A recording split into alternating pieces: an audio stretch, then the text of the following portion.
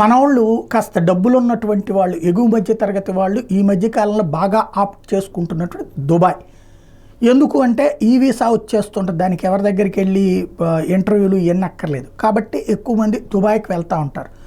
అయితే దుబాయ్ తెలివితేటలు ఇప్పుడు 2 రకాలైంది. ఒకటి, ఒక రూల్ పెట్టింది, అక్కడ దుబాయ్లో ఎవరింట్లో కన్నా ఉండదలుచుకుంటే ఆ ఇంట్లో వాళ్ళు వాళ్ళకి సంబంధించినటువంటి రిటర్న్స్ అవి సబ్మిట్ చేయాలా, వాళ్ళ ఆధారాలని సబ్మిట్ చేయాలా, అట్లాగే అక్కడికి వెళ్ళిన తర్వాత ఉండడానికి అవసరమైనటువంటి ఫెసిలిటీని యాక్సెప్ట్ చేయాలి. అదే సందర్భంలో లేదు ఎవరు అక్కడ బంధువులు కానీ లేకపోతే ఎవరు స్నేహితులు అది లేకపోతే కనుక డైరెక్ట్గా అక్కడ ఏదైనా హోటల్లో రూమ్ బుక్ చేసుకుని ఆ రూమ్ బుక్ చేసిన ఆధారాలు దాంతోపాటుగా ఒక 50,000 అన్న వాళ్ళ అకౌంట్లో ఉంచుకుని అది చూపిస్తేనే వీసా ఇస్తున్నారు.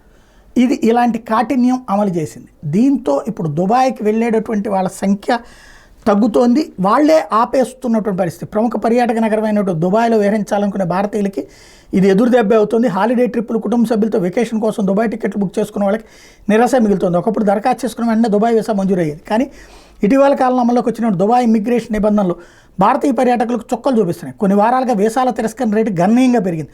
ఒకప్పుడు 99% ఆమోదం ఉంది, ఇప్పుడు 94-95% పడిపోయింది. ఏంటంటే యునైటెడ్ అరబ్ ఎమిరేట్స్ కఠిన పర్యాటక వీసా నిబంధనలు అమలు చేస్తుంది. దుబాయ్లో పర్యటించాలనుకునే వాళ్ళు తమ వీసా దరఖాస్తుతో పాటు ఏ హోటల్లో బస్ చేస్తారో హోటల్ బుకింగ్ డాక్యుమెంట్స్, విమాన రిటర్న్ టికెట్లు జత చేయాలి.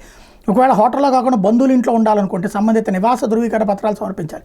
హోస్ట్ రెంటల్ ఒప్పందం, ఎమిరేట్స్ ఐడి, కాంట్రాక్ట్ వివరాలు తప్పనిసరి చేసి ఈ పత్రాలను ముందుగా జత చేస్తేనే వీసాకు ఆమోదం లభిస్తుంది. అట్లాగే అదనంగా దుబాయ్లో ఉండడానికి తగినంత బ్యాంక్ బ్యాలెన్స్ ఉందని రుజువు చేయాల్సి ఉంటుంది. దానికోసం హోటల్లో బస్ చేయాలనుకుంటే కనీస బ్యాలెన్స్ 50,000 చూపిస్తూ చివరి 3 నెలల బ్యాంక్ స్టేట్మెంటు, పాన్ కార్డుని సమర్పించాలి. వీటిలో ఏది లేకున్నా వీసా మంజూరుకి అవరోధం ఏర్పడినట్టు.